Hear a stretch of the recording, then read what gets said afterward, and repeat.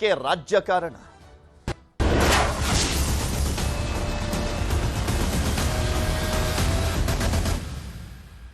ಕೈಕುರ್ಚಿ ಕಿತ್ತಾಟಕ್ಕೆ break ಯಾವಾಗ ಅನ್ನುವಂತ ಪ್ರಶ್ನೆಗೆ ಉತ್ತರ ಇನ್ನೂ ಸಿಗಬೇಕಾಗಿದೆ. ಇಂದು ದೆಹಲಿಗೆ ತೆರಳಿರುವಂತದ್ದು ಡಿಸಿಎಂ ಡಿಕೆ ಶಿವಕುಮಾರ್. ರಾಹುಲ್ ಗಾಂಧಿ ಭೇಟಿಗೆ ಡಿಸಿಎಂ ಸರ್ಕಸ್ ಅನ್ನ ಮಾಡ್ತಾ ಇದ್ದಾರೆ.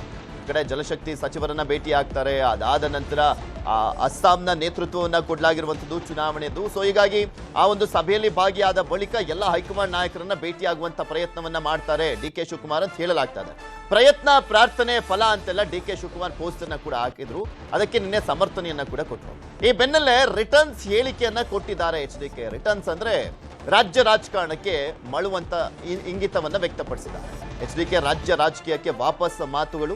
ಒಕ್ಕಲಿಗ ಲೀಡರ್ಸ್ ರಾಜಕೀಯ ಜೋರಾಗಿ ನಡೀತಾ ಇದೆ.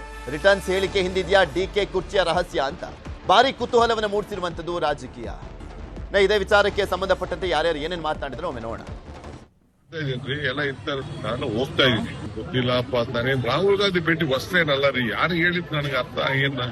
ನಮ್ಮ ಪಕ್ಷದ ವಿರೋಧ ಪಕ್ಷದ ನಾಯಕರುಗಳನ್ನ ಭೇಟಿ ಮಾಡೋಂಥದ್ದು, ಪಕ್ಷದ ಅಧ್ಯಕ್ಷ ಭೇಟಿ ಮಾಡೋಂಥದ್ದು, ಫೋನ್ ಮಾತಾಡೋದು, ಅವೆಲ್ಲ ಪಬ್ಲಿಕ್ ಅಲ್ಲಿ it is not A public ಚರ್ಚೆ ಮಾಡೋದು ಮತ್ತೊಂದೇನಲ್ಲ ವಿಷಯ. ನಾಡಿನ ಜನತೆ ನಾನು ಯಾವ ಸ್ಥಾನದಲ್ಲಿ ಇರಬೇಕು ಅನ್ನೋದು ತೀರ್ಮಾನ ಮಾಡೋದು ಅವರು, ನನ್ನ ಕೈಲಿಲ್ಲ. ಆದರೆ ರಾಜ್ಯದ ರಾಜಕಾರಣದಿಂದ ನಾನು ದೂರ ಸರಿತೀನಿ ಅಂತಕ್ಕಂಥದ್ದು ಯಾರಾದರೂ ತಿಳ್ಕೊಂಡಿದ್ರೆ ದೂರ ಸರಿಯತಕ್ಕಂಥ ಪ್ರಶ್ನೆ ಇಲ್ಲ. ರಾಜ್ಯದ ರಾಜಕಾರಣದಲ್ಲೂ ಇರ್ತೀನಿ. ಕೇಂದ್ರದಲ್ಲಿ ಗೌರವಾನ್ವಿತ ಪ್ರಧಾನಮಂತ್ರಿಗಳು ಏನೋ ಒಂದು ಹುದ್ದೆ ಕೊಟ್ಟಿದ್ದಾರೆ. ರಾಜ್ಯದ ರಾಜಕಾರಣಕ್ಕೆ ಯಾವ ಸಮಯಕ್ಕೆ ಬರಬೇಕು ತೀರ್ಮಾನ ಬರ್ತಿರೋ ಒಟ್ಟು ಬರಲೇಬೇಕಾಗತ್ತಲ್ಲ. ಅದರಿಂದ ನೋಡೋಣ ಮಾಡಲಿ. ಯಾಕೆ ಕೇಂದ್ರದಲ್ಲಿ ಸ್ಥಾನಮಾನ ಕೊಡಲ್ಲ ಅಂತ? It is his wish. ನಾವು ಯಾಕೆ ಕಮೆಂಟ್ ಮಾಡಬೇಕು? ಅವರು ಪಂಚಾಯತ್ ಚುನಾವಣೆ ಮಾಡ್ತಾರ, ಪಾರ್ಲಿಮೆಂಟ್ ಚುನಾವಣೆ ಮಾಡ್ತಾರ, ಅದು ಅವರ it is his parties call and it is his personal choice. ಅದಕ್ಕೆ ನಮಗೇನು ಸಂಬಂಧ? ಇಲ್ಲಿ ಆಗಲೇ JDS ನಿರ್ಣಾಮ ಆಗ್ತಾ ಇದೆ. JDS ಪಕ್ಷವನ್ನ ಲೀಸಿಗೆ ಕೊಟ್ಬಿಟ್ಟಿದ್ದಾರೆ ಬಿಜೆಪಿಗೆ. ತಪ್ಪೇನಿದೆ? ಕುಮಾರಸ್ವಾಮಿ ಅವರು ಮುಖ್ಯಮಂತ್ರಿಗಳಾಗಿ ನಾಡಿಗೆ ಅವರದೇ ಆದಂಥ ಒಂದು ಕೊಡುಗೆಯನ್ನು ನೀಡಿದ್ದಾರೆ.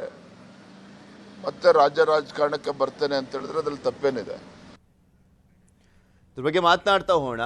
ಪಟ್ಟರೆ ಇಲ್ಲಿ ಡಿಕೆ ಥ್ರೆಟ್ HDK ಕಾಡ್ತಾನೆ ಇದೆ ಅನ್ನೋದಕ್ಕಿಂತ ಒಕ್ಕಲಿಗ ವೋಟ್ ಬ್ಯಾಂಕ್ ವಿಚಾರಕ್ಕೆ ಸಂಬಂಧಪಟ್ಟಂತೆ JDS ವೋಟ್ ಬ್ಯಾಂಕ್ ಅನ್ನ ಡಿಸ್ಟರ್ಬ್ ಮಾಡುವಂತ ಸಾಧ್ಯತೆ. ಅಕಸ್ಮಾತ್ ಡಿಕೆ ಶಿವಕುಮಾರ್ ಮುಖ್ಯಮಂತ್ರಿ ಆಗಿದ್ದೆ ಆದ್ರೆ ಸಾಕಷ್ಟು ಜನ JDSನ ಶಾಸಕರು ಜಂಪ್ ಆಗುವಂತ ಸಾಧ್ಯತೆಯ ಮಾತುಗಳನ್ನ ನೋಡ್ತಾನೆ ಇರ್ತೀವಿ, ಚರ್ಚೆ ಆಗ್ತಾನೆ ಇದೆ. ಆ ಕಾರಣಕ್ಕೋಸ್ಕರ ಈ ಅನಿವಾರ್ಯತೆ ಸೃಷ್ಟಿಯಾಗಿದೆಯಾ, ಈ ಮಾತುಗಳು ಬರ್ತಾ ಇದಾವ ಅಂತ? ಈಗ ಪ್ರೆಸೆಂಟ್ ಈಗ ಕರ್ನಾಟಕದ ರಾಜಕಾರಣದ ವಿಚಾರದಲ್ಲಿ ಅದು JDS ಮತ್ತು BJP ಯಾವುದೇ ನಿರ್ಧಾರಗಳ ವಿಚಾರದಲ್ಲಿ ಇವತ್ತು ಮೋಸ್ಟ್ ಪವರ್ಫುಲ್ ಆಗಿರ್ತಕ್ಕಂಥದ್ದು BL ಸಂತೋಷ್ ಮತ್ತು HD ಕುಮಾರಸ್ವಾಮಿ. ಮತ್ತು HD ಕುಮಾರಸ್ವಾಮಿ ಕೂಡ ಶತಾಯಗತೆ ಒಂದು ಸರಿ ಇನ್ನೊಂದು ಸರಿ ಆದರೂ ಮುಖ್ಯಮಂತ್ರಿ ಆಗಬೇಕಂತ ಕನಸು ಕಂಡಿರ್ತಕ್ಕಂಥದ್ದು.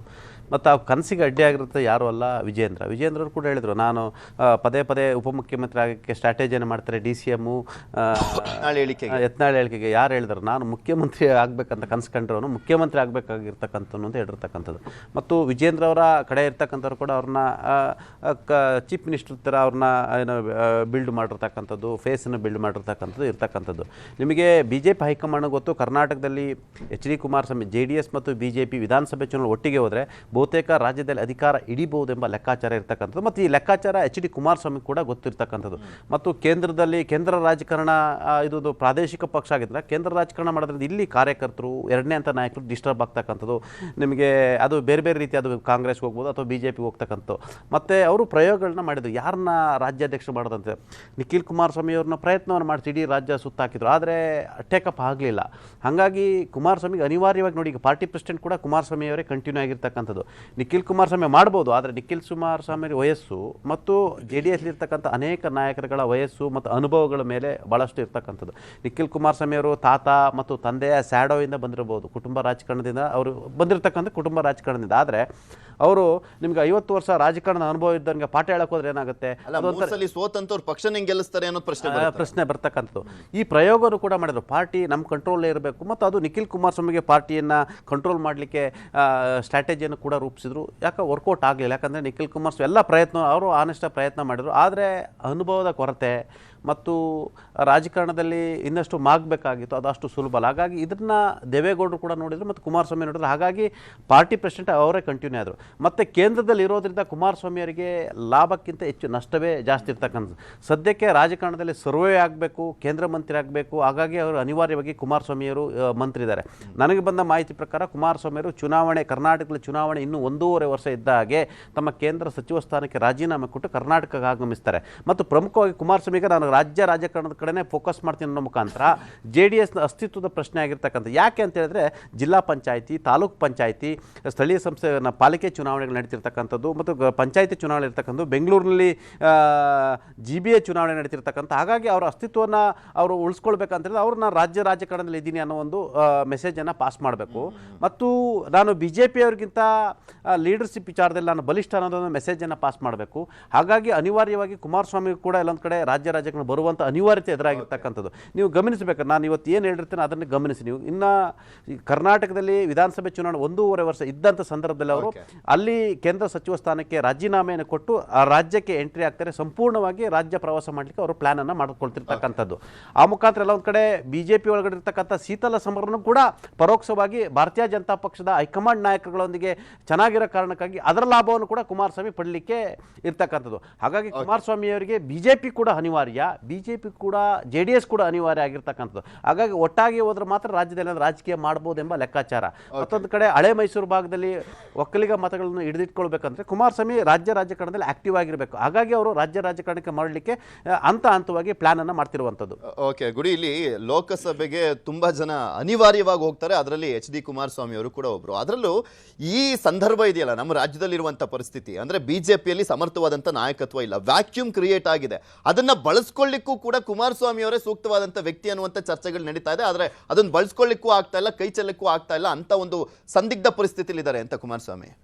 ಪೃಥ್ವಿ, ಈಗ ಪಟೇಲ್ ಹೇಳ್ತಾ ಇದ್ರಲ್ಲ, ಅದು ಒಂದು ರಾಜ್ಯದ ರಾಜಕೀಯ ದೃಷ್ಟಿಯಿಂದ ಅಥವಾ ಈಗ ಒಂದು ನೋಟದಿಂದ ಗಮನಿಸಿದಂಥ ಸಂದರ್ಭದಲ್ಲಿ ಕಂಡಂಥ ವಿಚಾರಗಳು. ಇನ್ನು ನಾವು ದೆಹಲಿ ಆ್ಯಂಗಲ್ನಲ್ಲಿ ಒಂದು ಪಕ್ಷಿ ನೋಟವನ್ನು ದೆಹಲಿ ಆ್ಯಂಗಲ್ನಲ್ಲಿ ಕರ್ನಾಟಕದ ರಾಜಕಾರಣದತ್ತ ಒಂದು ಬಾರಿ ಗಮನವನ್ನು ಹರಿಸಿದಾಗ ಇವತ್ತು ಈಗ ಬಹುತೇಕವಾಗಿ ಮೋದಿ ಸರ್ಕಾರದಲ್ಲಿ ಕೆಲಸ ಮಾಡುವಂಥ ಯಾವುದೇ ಮಿನಿಸ್ಟರ್ಗಳಿರ್ಲಿ ಅಥವಾ ಅಲ್ಲಿ ಕೆಲಸ ಮಾಡುವಂಥವ್ರು ಇರಲಿ, ನೀವು ಅವರನ್ನು ವೈಯಕ್ತಿಕವಾಗಿ ಮಾತನಾಡಿಸ್ತಾ ಹೇಳ್ತಾರೆ ಇದು ಸುಲಭ ಅಲ್ಲ. ಯಾಕಂದರೆ ಸಾಕಷ್ಟು ಮೀಟಿಂಗ್ಗಳಿರ್ತವೆ, ನಿರಂತರವಾಗಿ ಮೀಟಿಂಗ್ಗಳು, ಪ್ರವಾಸಗಳು, ನಿಮಗೆ ವೈಯಕ್ತಿಕ ಬದುಕಿಗೂ ಕೂಡ ಸಮಯವನ್ನು ಕೊಡೋದಕ್ಕೆ ಸಾಧ್ಯ ಆಗೋದಿಲ್ಲ, ಅಷ್ಟು ಕೆಲಸಗಳಿರ್ತವೆ. ಆ ರೀತಿಯಾಗಿರ್ತಕ್ಕಂಥ ಒಂದು ಶೆಡ್ಯೂಲ್ಗಳು ಪ್ಲಾನ್ ಆಗ್ತಾ ಇರ್ತವೆ ಅಂತ ಹೇಳಿ ಆ ವಿಚಾರಕ್ಕೆ ಗಮನಿಸಿದಾಗ ಈಗ HD ಕುಮಾರಸ್ವಾಮಿ ಅವರು ಅಲ್ಲಿ ಬೃಹತ್ ಕೈಗಾರಿಕೆಗಳ ಸಚಿವರಾಗಿರ್ತಕ್ಕಂಥದ್ದು ಅತ್ಯಂತ ಪ್ರಮುಖವಾಗಿರ್ತಕ್ಕಂಥ ಖಾತೆ ಅದು ಈ ಒಂದು ಕೇಂದ್ರ ಸರ್ಕಾರದಲ್ಲಿ. ಯಾಕಂದರೆ ಅವ್ರು ಇಟ್ಟುಕೊಂಡಂಥ ರೂಪರೇಷೆಗಳನ್ನು, ಮುಂದಿನ ಉದ್ದೇಶಗಳನ್ನು ಗಮನಿಸಿದಾಗ ಹೀಗಾಗಿ ಸಹಜವಾಗಿ ಅವ್ರಿಗೂ ಎಲ್ಲೋ ಒಂದು ಕಡೆ ಅನಿಸ್ತಾ ಇರ್ಬೋದು, ನಮಗೆ ಈ ವೈಯಕ್ತಿಕವಾಗಿ ಬದುಕಿಗೆ ಮತ್ತು ಪಕ್ಷವನ್ನು ಸಂಘಟನೆ ಮಾಡೋದಕ್ಕೆ ಸಮಯಾವಕಾಶ ಸಿಗ್ತಾ ಇಲ್ಲ ಅನ್ನುವಂಥ ದೃಷ್ಟಿಯಲ್ಲೂ ಕೂಡ ಈ ಮಾತುಗಳು ಬಂದಿರ್ಬೋದು. ಜೊತೆಗೆ ಈಗ ಬರ್ತಿರ್ತಕ್ಕಂಥ ಮಾಹಿತಿಗಳನ್ನು ಅಪ್ಡೇಟನ್ನು ನೋಡಿದಾಗ ಯಾವಾಗ BJPಯಲ್ಲಿ ಕೇವಲ 45 ವರ್ಷದ ಒಬ್ಬ ವ್ಯಕ್ತಿಯನ್ನ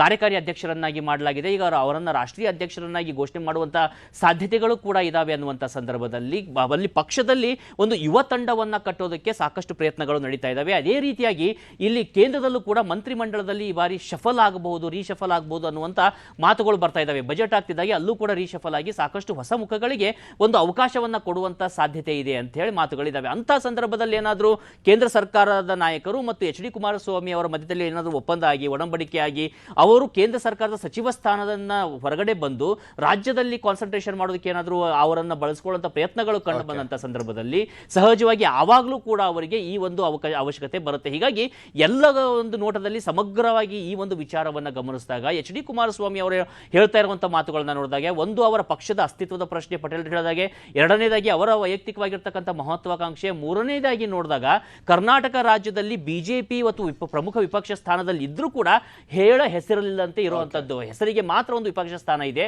ನಾವು ನೋಡ್ತಾ ಇದ್ದೀವಿ ಈಗ ಅಲ್ಲಿ ನಾವು ಸೋಷಿಯಲ್ ಮೀಡಿಯಾವನ್ನು ನೋಡ್ತಾ ಇದ್ರೆ ಸಂಪೂರ್ಣವಾಗಿ JDSನ ವಿಡಿಯೋಗಳೇ ವೈರಲ್ ಆಗ್ತಾ ಇದ್ದಾವೆ. ಅದು ಆ ಟಾಕ್ಸಿಕ್ ಅನ್ನ ಬಳಸಿಕೊಂಡು ಮಾಡಿದಂಥ ರೀತಿ ಇರ್ಬೋದು, ಪ್ರತಿಯೊಂದು ಘಟನೆಯಲ್ಲೂ ಕೂಡ ಅವರು ಇವರನ್ನ ಅವರು ಡಿಜಿಟಲಿ ಅನ್ನುವಂಥದ್ದು ಆಕ್ಟಿವ್ ಆಗಿದೆ. ಅದರಿಂದ DK ಶಿವಕುಮಾರ್ ಅವರನ್ನ ಚೆನ್ನಾಗಿದೆ, ಖಂಡಿತವಾಗಿ ಅದೊಂದು ವಿಡಿಯೋ ಇವರು ಒಂಚೂರು ಪವರ್ಫುಲ್ ಇದ್ದಾರೆ ಅನ್ನುವಂಥದ್ದು DK ಶಿವಕುಮಾರ್ ಅವರನ್ನ ಕಟ್ಟಿ ಹಾಕುವಂತ ಪ್ರಯತ್ನ, ರಾಜ್ಯ ಸರ್ಕಾರವನ್ನ ಕಟ್ಟಿ ಹಾಕುವಂತ ಪ್ರಯತ್ನ, ಪ್ರತಿಯೊಂದು ವಿಚಾರದಲ್ಲಿ ಡಿಜಿಟಲ್ ಮೀಡಿಯಾದಲ್ಲಿ ಇವತ್ತಿನ ಜೆನ್ಜಿ ಯುವಕರಿಗೆ ಏನು ಬೇಕು ಅಷ್ಟು ದೊಡ್ಡ ಮಟ್ಟದಲ್ಲಿ ಅವರು ವೈರಲ್ ಆಗ್ತಾ ಇದ್ದಾರೆ. ಅಂತ ಸಂದರ್ಭದಲ್ಲಿ ಮತ್ತಷ್ಟು ಕಾನ್ಸಂಟ್ರೇಷನ್ ಮಾಡಿದ್ರೆ ಚುನಾವಣೆ ದೃಷ್ಟಿಯಿಂದಲೂ ಲಾಭ ಆಗಬಹುದು ಅನ್ನುವಂತ ದೂರದೃಷ್ಟಿ ಕೂಡ ಕುಮಾರಸ್ವಾಮಿ ಅವರಿಗೆ ಇರೋ ಸಾಧ್ಯತೆ ಇದೆ. ಓಕೆ, ಧನ್ಯವಾದ ಗುಡಿಯಾಗೆ ಪಟೇಲ್ ಇಷ್ಟೊಂದು ಜಾಯ್ನ್ ಆಗಿ ಚರ್ಚೆಯನ್ನ ಮಾಡಿದ್ದಕ್ಕೆ. ಇದಾಗಿತ್ತು ಇವತ್ತಿನ ಮಾತುಕತೆ. ನೋಡ್ತಾರೆ ನ್ಯೂಸ್ 18, ಜಾಲ ನಮ್ಮದು, ಬಲ ನಿಮ್ಮದು.